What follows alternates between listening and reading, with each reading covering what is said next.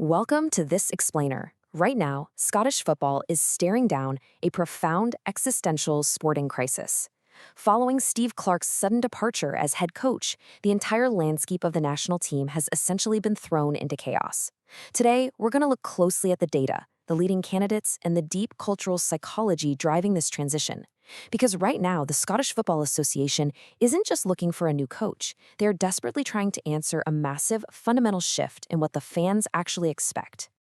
Just listen to this demand. The Tartan Army urgently demands a tactical messiah.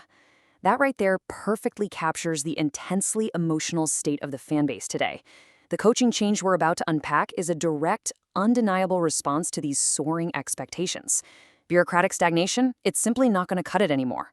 The fans don't just want a guy with a whistle. They are urgently demanding a tactical messiah who can completely rewire the team's identity. To really get our heads around this cultural overhaul, we're going to break it down into 5 quick parts: the end of an era, the Tartan Army's demand, ranking the tactical messiahs, rewiring the sporting brain, and finally, curating a nation's dreams. Starting off with Section 1, the end of an era, and Steve Clarke's legacy. Let's talk about the stoic hero who just vacated the throne. Before he stepped down, which happened right after that really tough 2026 World Cup exit down in Miami following defeats to Morocco and Brazil, Steve Clarke basically rebuilt Scottish football from the ground up. His legacy is absolutely monumental.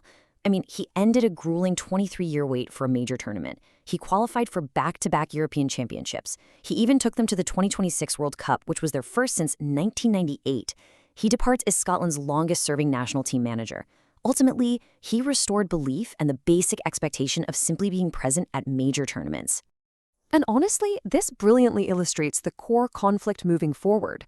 Because Steve Clarke raised the floor so significantly, the fans' expectations have evolved drastically heading into Euro 2028 on home soil.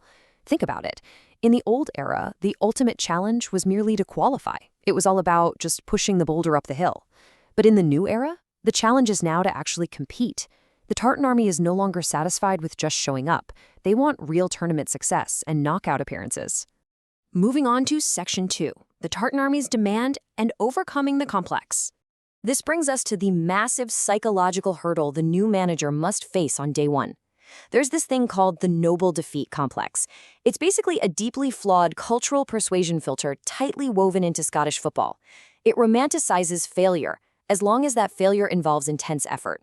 It gives players and fans an easy out, a built-in excuse to accept honorable losses. But here's the thing, the Tartan Army is completely exhausted by early tournament exits, like that brutal 3-0 Brazilian execution they just suffered. They are demanding a manager who will entirely eradicate this complex.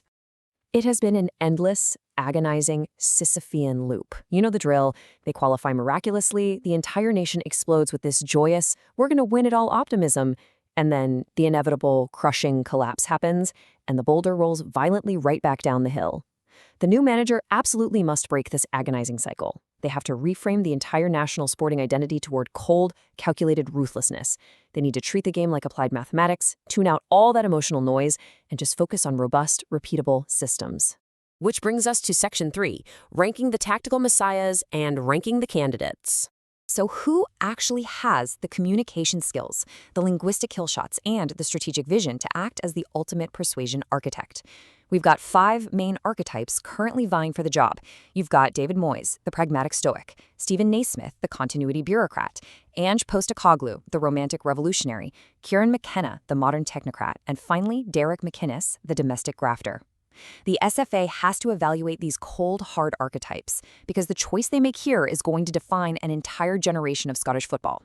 If we look at the absolute extremes of ambition on this list, the contrast is pretty wild. On one hand, you have David Moyes. He represents terrifyingly logical, administrative safety. He builds uncompromising, rigid defensive structures. But you kind of have to ask, is he just Steve Clarke 2.0?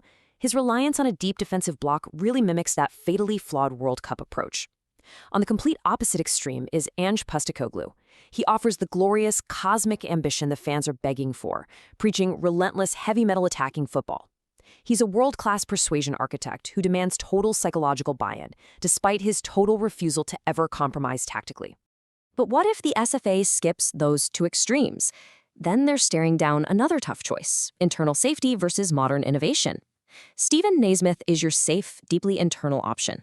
As Clarke's loyal assistant, he knows the squad inside and out. But promoting the assistant strongly signals an unwillingness to embrace change, and it seriously risks maintaining terminal sporting decline. Contrast him with Kieran McKenna, this youthful, spatial, laptop-driven innovator. He uses deep data to build intricate passing networks and carries literally zero generational sporting trauma. The risk? Well, international football gives you exactly 3 days to prepare a team. McKenna might severely overcomplicate a fairly simple Scottish squad. All right, Section 4, rewiring the sporting brain and the psychological shift. Look, regardless of who is chosen, the tactical X's and O's are honestly only half the battle. To manage the Scottish public, you have to master pacing and leading. A successful manager must first pace the fans' trauma before leading them toward a robust, repeatable, systems-based mindset.